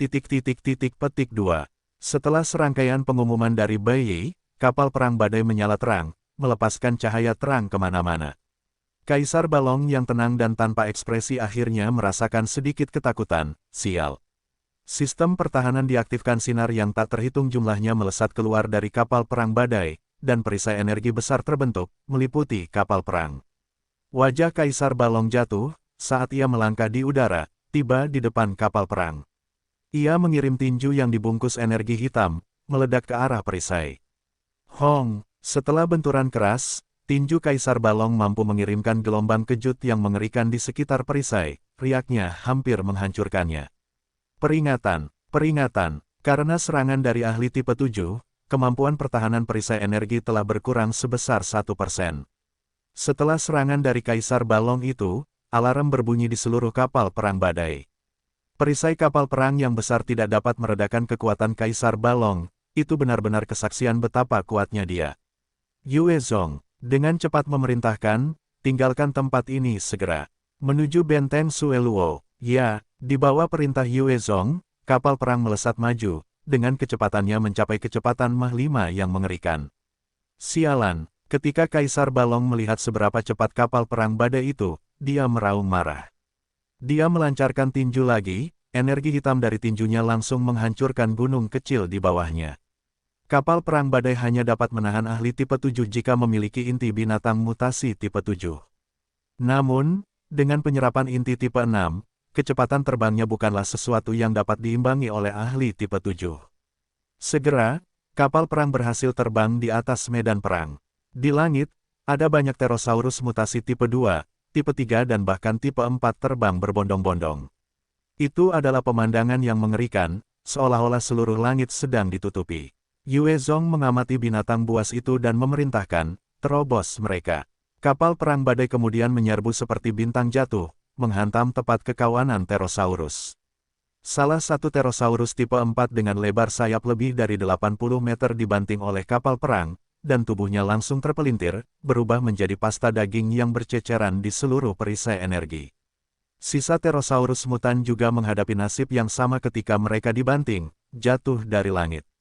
Hanya dalam 2 napas, lebih dari 100 pterosaurus telah terlempar dari langit, dan kapal perang Storm telah menyerbu menembus mereka. Saat ini, benteng Sueluo sudah dalam keadaan setengah runtuh. Gerombolan prajurit dino menyerbu ke dalam benteng, membantai para prajurit manusia.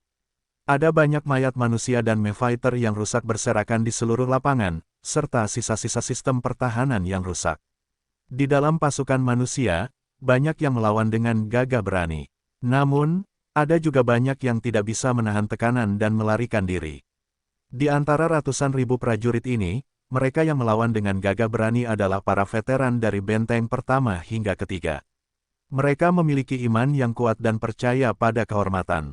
Bahkan ketika korban mereka mencapai 40%, mereka tidak hancur atau kehilangan harapan, sebaliknya, berjuang sekuat tenaga seperti sebelumnya.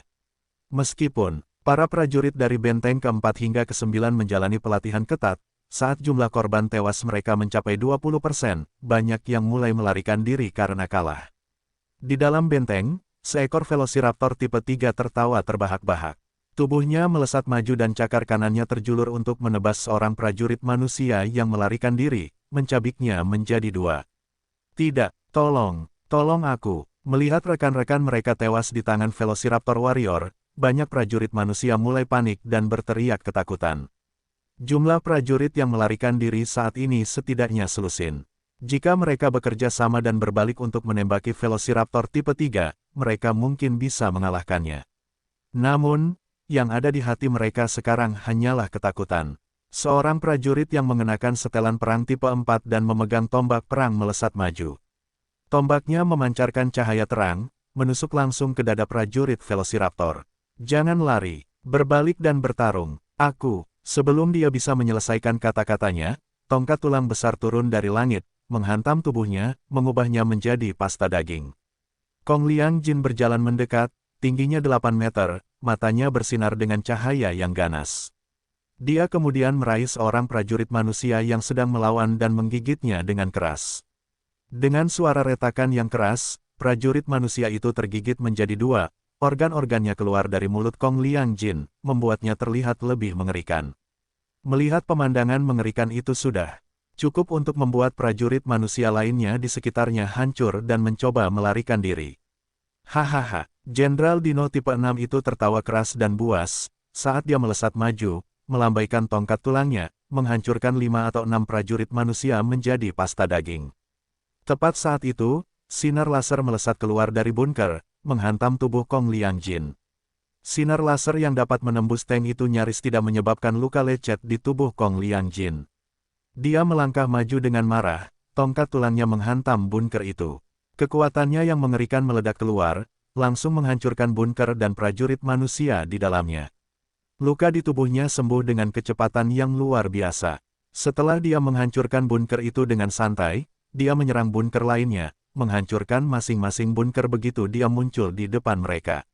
Bunker-bunker yang sulit dihancurkan bahkan dengan daya tembak tank, dihancurkan dengan mudah olehnya, dan banyak prajurit manusia berubah menjadi pasta daging.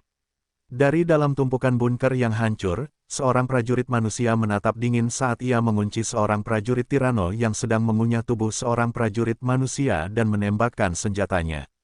Sinar itu melesat ke udara dan meledakkan kepala prajurit tirano itu hingga terbuka lebar.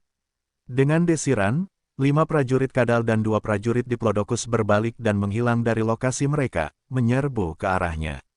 Aneh, kakekmu ada di sini. Prajurit manusia itu nyaris tidak bisa bersuara, ketika seorang prajurit diplodocus muncul di belakangnya.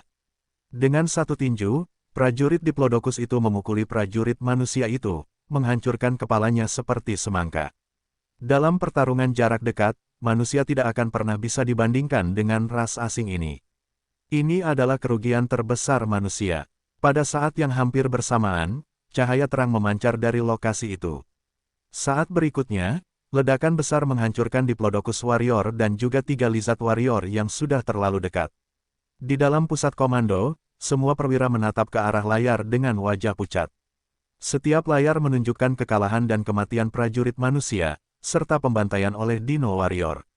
Pada saat yang sama, ada banyak pahlawan yang tidak peduli dengan hidup mereka sendiri dan menghabisi musuh mereka dalam serangan bunuh diri. Bai Yi membantu Zheng Yanhe, tetapi dalam menghadapi kekuatan absolut, itu sia-sia. Setiap detik berlalu, lebih banyak peralatan dihancurkan, dan lebih dari ribuan prajurit tewas.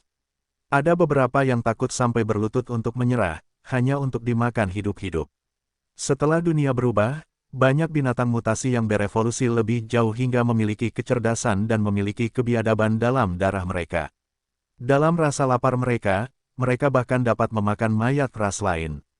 Manusia hanya memindahkan makanan kepada mereka. Seorang perwira mendatangi Zheng Yanhe dan mencoba membujuknya, "Jenderal, saatnya mengungsi.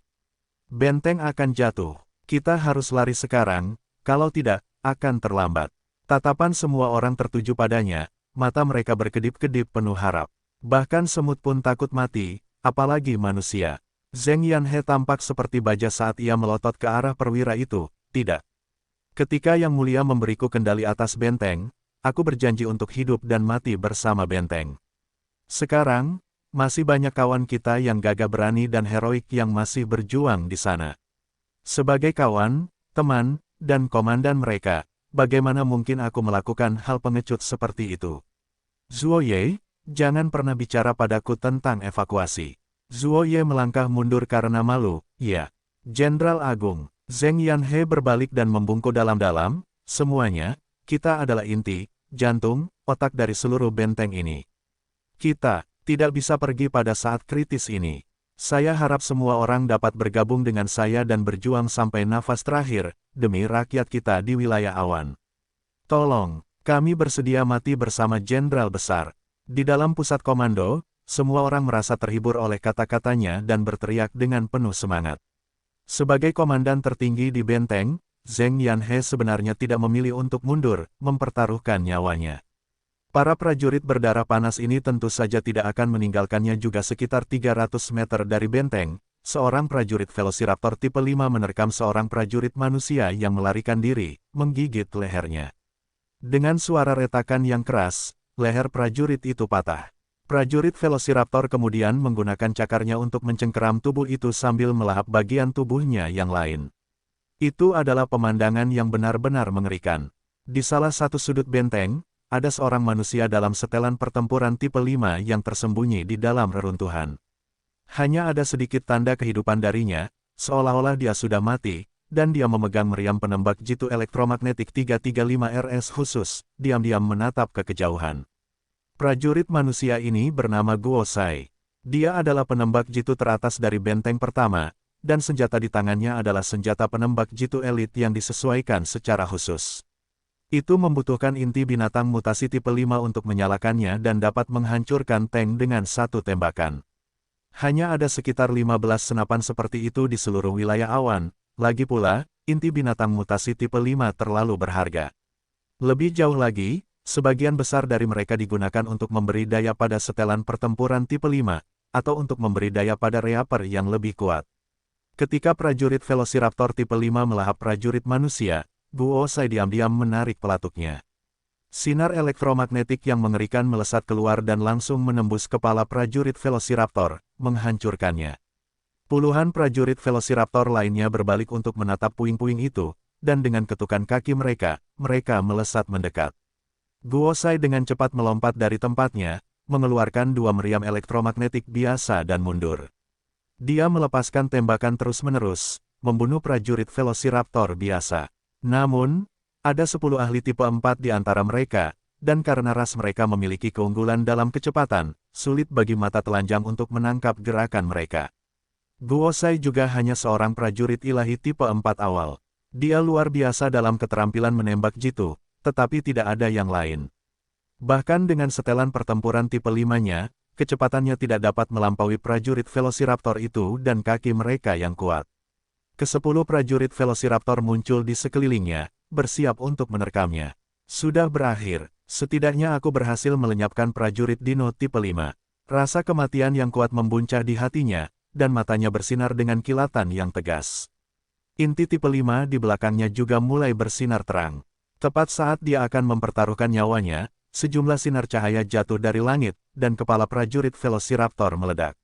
Apa yang terjadi? Guosai mengangkat kepalanya ke langit, hanya untuk menemukan benteng terapung yang sangat besar, dengan sinar cahaya yang tak terhitung jumlahnya menghujani benteng dan medan perang.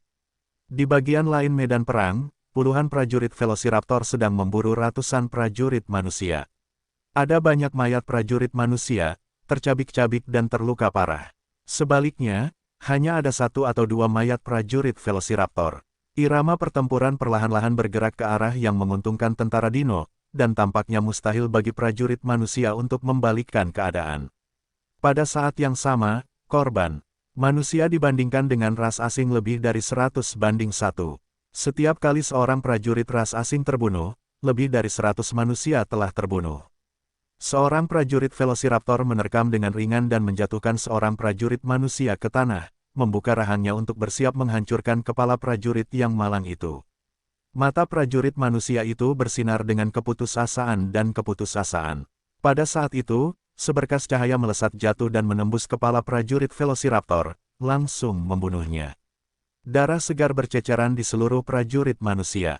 Apa itu? Apakah Tuhan datang dan menyelamatkan kita?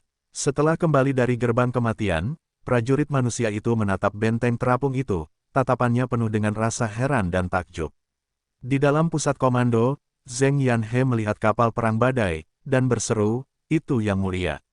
Itu Yue Zong. Dia tidak meninggalkan kita. Dia kembali." Zheng Yanhe mengira Yue Zong telah meninggalkan mereka, dan memilih untuk mundur sendiri. Dia tahu bahwa itu akan menjadi pilihan yang tepat untuk diambil, bagaimanapun juga, dia adalah kaisar, dan seluruh wilayah awan membutuhkannya. Jika dia jatuh, mereka tidak akan memiliki pemimpin, dan hanya akan ada kekacauan internal. Namun, dia tetap tidak bisa menahan rasa kecewa. Itu semua terhapus saat dia melihat kapal perang badai, harapannya menyala kembali. Yang mulia Yue Zong. Apakah itu benar-benar yang mulia? Hidup yang mulia Yue Zong. Petik 2 petik 2. Seketika, pusat komando meledak dalam sorak-sorai kegembiraan. Semua komandan ini telah membuat keputusan tegas untuk mati, namun, setelah mendengar bahwa ada kesempatan untuk bertahan hidup, mereka tidak dapat menahan diri. Zheng Yanhe dengan cepat menyampaikan perintah, "Segera sampaikan perintah, Yang Mulia Yue Zong telah tiba dengan bala bantuan, mereka harus terus berjuang." Siap. Dengan perintahnya, berbagai perwira segera mulai bekerja, menyebarkan informasi ke helm serbaguna milik prajurit manusia. Di dalam pusat komando, perintah Zheng Yanhe dapat menjangkau setiap prajurit biasa. Namun, begitu terjadi kepanikan dan kekacauan, perintah dari atas tidak menjadi masalah, tidak seorang pun akan mematuhinya. Setelah mendengar bahwa Yue Zong kembali dengan bala bantuan, para prajurit di garis depan segera bersemangat, moral mereka meningkat. Banyak dari mereka yang melarikan diri, menoleh untuk melihat kapal perang Storm, merasa gembira dan malu pada saat yang sama. Sinar cahaya dari kapal perang itu menghabisi ratusan dino warrior seolah-olah itu bukan apa-apa. Setiap keberadaan di bawah alam tipe 5 sedang dimusnahkan. Penipisan energi sebesar 20%. Berdasarkan kecepatan saat ini, kapal perang akan kehabisan energi dalam 5 menit. Berdasarkan perkiraan, setelah 2 menit, selain 2 prajurit ilahi tipe 6, semua musuh lainnya akan musnah. Petik 2. Petik 2. Sejumlah pengumuman robot melaporkan situasi tersebut kepada Yue Zong. Kapal perang adalah senjata perang terakhir yang diproduksi oleh umat manusia di masa lalu. Dengan daya tembak yang mengerikan, komputer pusatnya bahkan lebih kuat daripada milik benteng. Ketika bayi menguasai komputer, dia mampu sepenuhnya menunjukkan kekuatan kalkulasi dari teknologi yang luar biasa itu. Penembakan laser itu sangat tepat, langsung membunuh banyak dino warrior tipe 5. Setiap kali ada rentetan sinar laser, banyak inti binatang mutasi tipe 3 dan tipe 4 akan hancur, menyalurkan energi ke dalam kapal perang. Singkirkan orang itu. Yue Zong menunjuk ke Kong Liangjin yang mengamuk di sekitar benteng dan memerintahkan.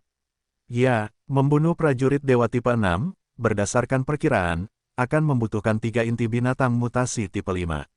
Silakan masukkan inti tipe 5 atau tipe 6 untuk melanjutkan. Mengikuti suara robot, kompartemen energi menampakkan dirinya di depan Yue Zong. Yue Zong mengerutkan kening tetapi memutuskan untuk melemparkan 3 inti binatang mutasi tipe 5 yang berharga ke dalam kompartemen.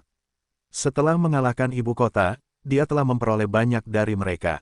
Membunuh prajurit dewa tipe 6 dengan 3 inti tipe 5 sepadan. Lagi pula, jika dia menghadapi Kong Liangjin sekarang, kemungkinan besar dia akan kalah. Ketika inti ketiga dimasukkan, panel di atas kapal perang terbuka, memperlihatkan meriam setinggi 10 meter, dengan ukiran yang tak terhitung jumlahnya di atasnya. Meriam itu tampaknya terbuat dari tabung-tabung kristal yang tak terhitung jumlahnya, dan saat mencuat, meriam itu berbalik untuk menunjuk ke arah Kong Liangjin. Tidak bagus. Bahaya. Saat meriam itu menampakkan dirinya, Kong Liangjin merasakan adanya bahaya, menghentikan dirinya di tengah-tengah amukan mematikannya. Dengan ketukan kakinya, ia mundur dengan cepat. Sinar cahaya yang tak terhitung jumlahnya bergerak di sepanjang tabung-tabung seperti kristal, berkumpul di dalam meriam utama, saat rune di sekelilingnya mulai menyala. Pada saat berikutnya, sinar laser yang mengerikan melesat keluar dari meriam, langsung mencapai tanah. Titik tumbukan menyala terang, mencapai area berdiameter sekitar 1 km, melahap Kong Liangjin. Meriam Raytheon. Tidak, Kong Liangjin menjerit ketakutan dan amarah. Tubuhnya meletus dengan cahaya kehidupan untuk mencoba membela diri. Di bawah serangan cahaya yang tampaknya seperti dewa itu, cahaya kehidupan Kong Liangjin hancur berkeping-keping, tubuhnya diselimuti olehnya. Setelah cahaya itu menghilang, area itu berubah menjadi lubang besar, dan Kong Liangjin tipe 6 telah berubah menjadi tidak lebih dari debu. Meriam Raytheon. Itu meriam Raytheon. Di sisi lain benteng, Kong Sun Zu tipe 6 telah melihat bagaimana pilar cahaya menghancurkan rekannya. Wajahnya menjadi pucat saat dia dengan cepat mencoba melarikan diri lebih dalam ke wilayah awan. Dengan posisinya saat ini, satu-satunya cara untuk bertahan hidup adalah masuk.